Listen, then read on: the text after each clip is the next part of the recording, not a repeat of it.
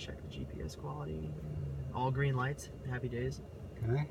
So what's the range of sensors? LiDAR? LiDAR, radar, ultrasonic, GPS, and we use some stereo vision, but not on this vehicle. Not yet, I'd say.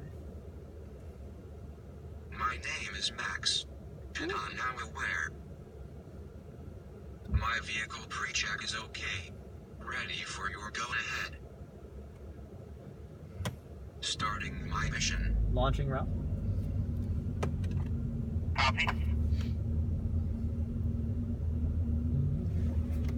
You guys having a good morning so far? Yeah, very interesting. Great.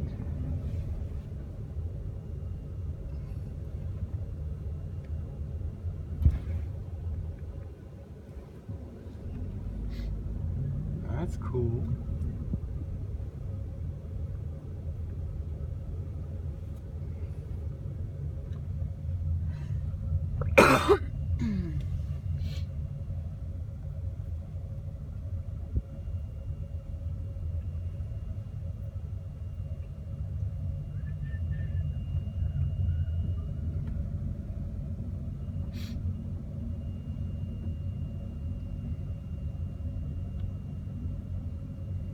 So do you have to pre-program the route, or?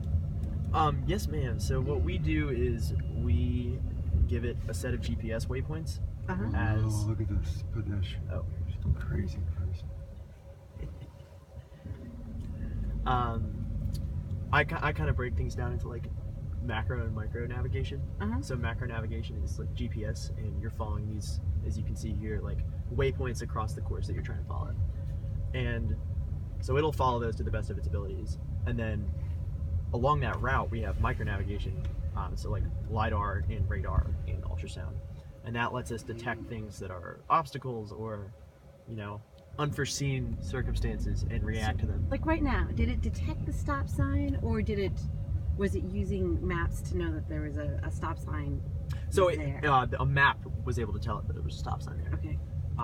But in one of our other vehicles, we have a camera with computer vision that can read signs. So it can tell you how fast you're supposed to be going, or are you supposed to be stopped, or whatever. So it can read speed limit signs? Yeah.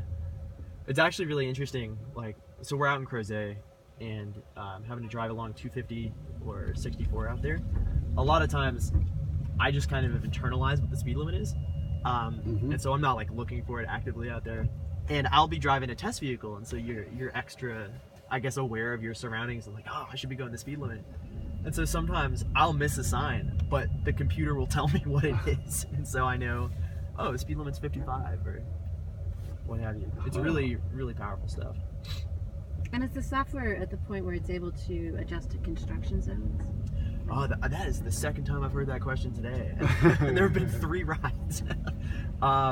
So construction zones are interesting because it's kind of a structure over an existing road that we may have had programmed. So the hope is that the micro navigation can account for that and, you know, help us navigate through an otherwise treacherous scenario. But the beauty of the way this is set up is if anything happens along the route that's like really, really out of the ordinary and the car's getting confused, I can take over. Yeah. And it's like a seamless transition between autonomy and then, I guess, good old-fashioned driving. So you can take over and then just resume the route once you're out of that rough patch. So with that, that question, when there is a rough patch and the driver is spaced out. What was it sensing there? Something could have just moved in front of the LiDAR. Oh. Likely one of the large leaves. Oh no. That's interesting. That's interesting. The great thing is that as we add more sensors, it kind of reduces the risk of false positives. So like that, this is with the one LiDAR, but let's say you have 3. Yeah. You know, you get an increased